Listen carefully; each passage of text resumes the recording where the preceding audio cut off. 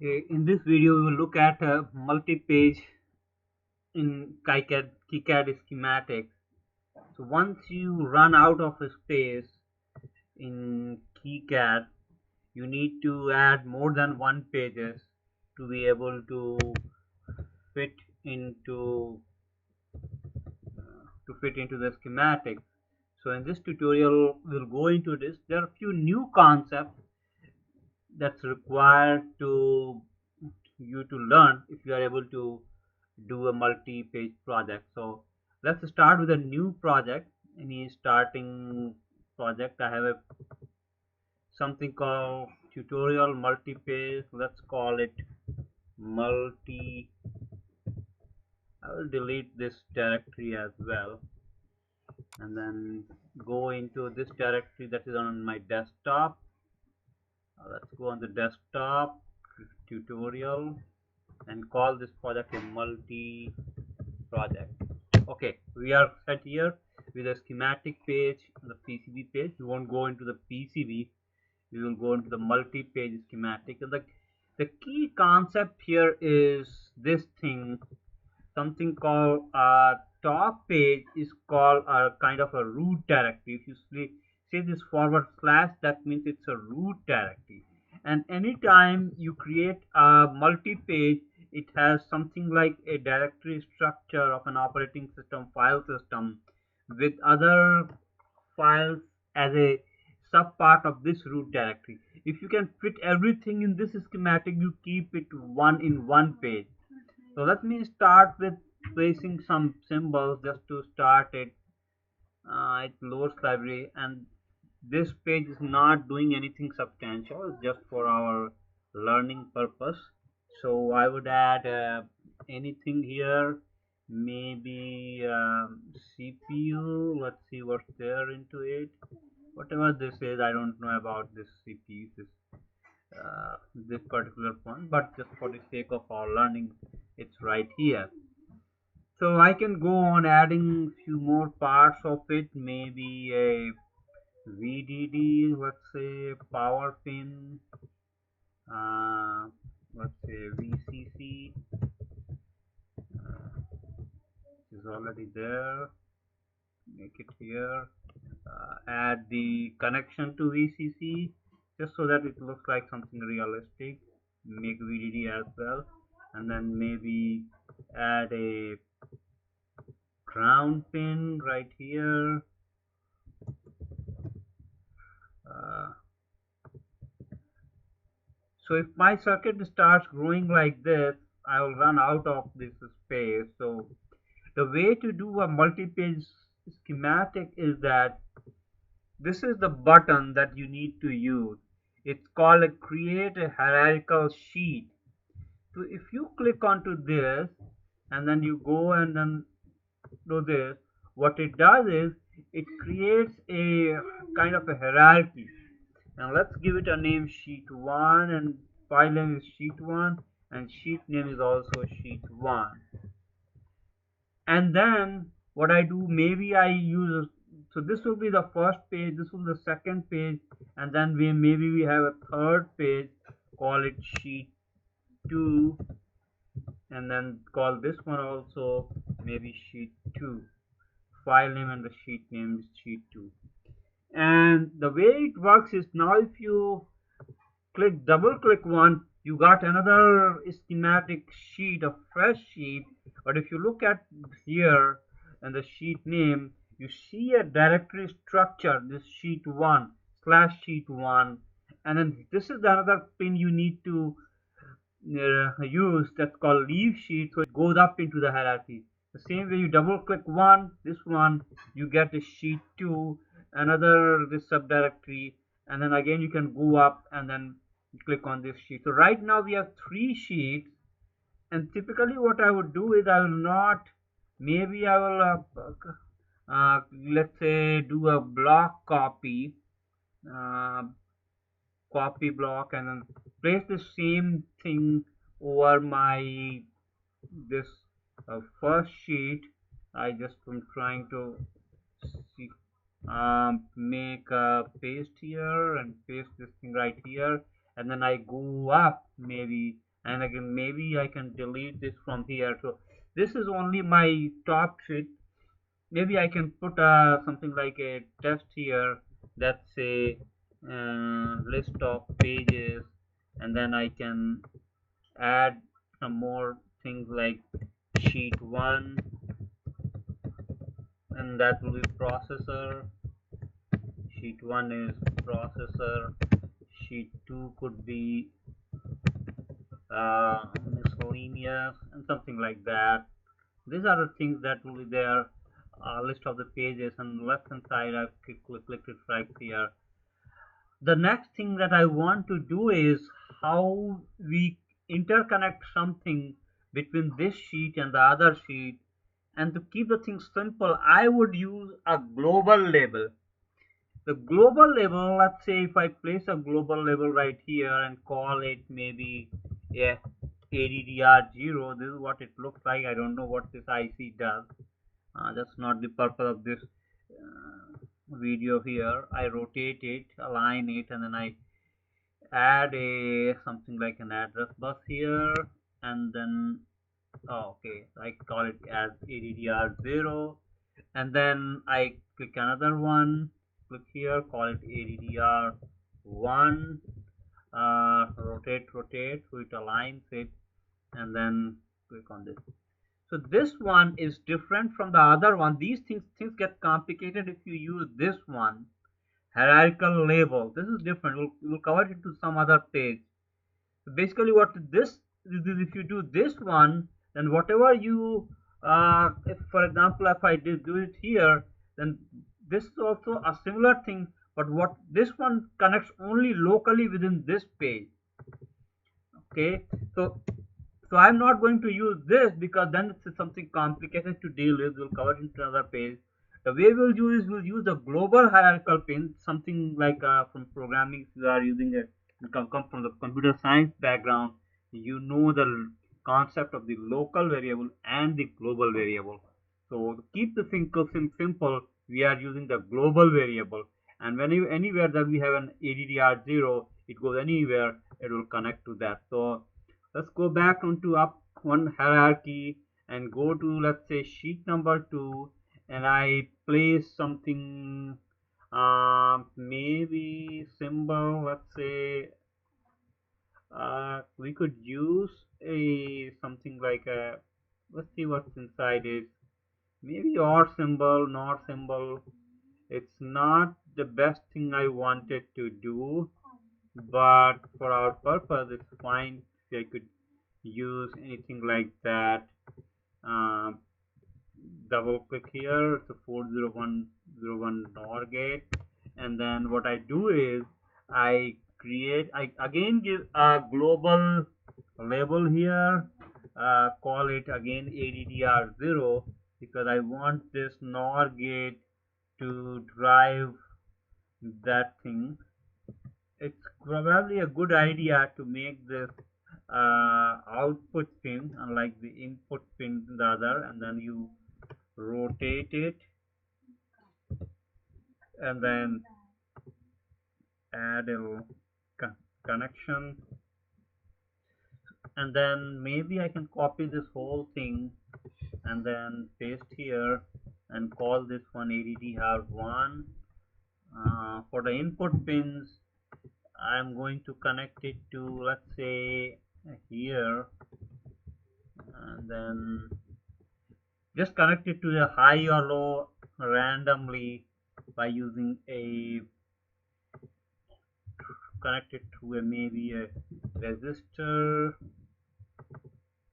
over here, and then add a place power port VCC. This is most recently used right here. So one pin is permanently high, and maybe the other pin is could be permanently low. So whatever logic it gives, I am not very much aware. This one, let's connect it without the resistor. Wire in, place power port, and then VCC, and then I just connect this VCC to this here. So this is what we have. Again, we go back to up. So this is the processor. The second one is miscellaneous. You can navigate it the way you want to. I can go up, navigate to the second page. So this app, this is the global port, and this connects to the global port over here. These two pages are interconnected. Now what we could do is we should possibly generate a netlist to make sure this pin for this IC is connected to the other pin on that IC. So to be able to do that, we need to first annotate this schematic, so all each of these components get their reference designations.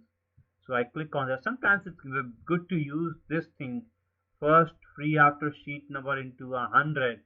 In that case, all these components will be named something like starting from 101, 202, 201, 301, so on and so forth. So I'm not using this one, I'm just using this one. So all these parts are assigned to reference designations RS1, U2A, U23, and so on and so forth.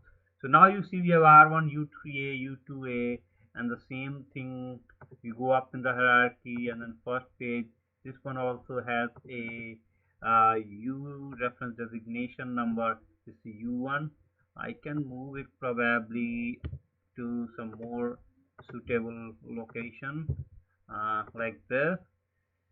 And then the one thing I want to do is to generate a netlist.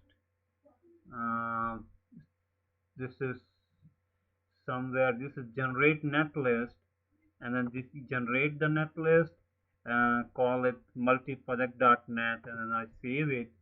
So netlist has been generated, and then I go back into this project, and then I inspect it, this netlist right here, um, and then I check for the net name called ADDR0, and here it goes.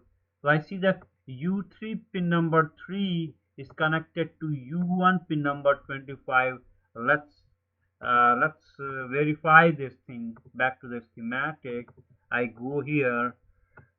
ADDR0, you can see U1.25 is connected to on the schematic 0 to U3.3. In the same way, ADDR1 net will be U3.3, U2.3, and U1.26. So let's look at that. So you can see that U1.26 is connected to U2.3. So this is how the pages are interconnected through this global hierarchical labels. You could possibly have some components here as well. For example, I can place maybe a connector for our testing purpose. Let's see, I do a connector somewhere here. I'll search for connector, maybe a 3-pin header like here, and then I can connect this one using again a global label here, call it again ADDR0, and then rotate it, and then add a connection. The third pin, again leave it here, copy and paste, change this to ADDR1, and then the third pin, let's connect it with a ground pin, something like this, and then I'll go and annotate it again. Tools, inspect tools, where is this annotate?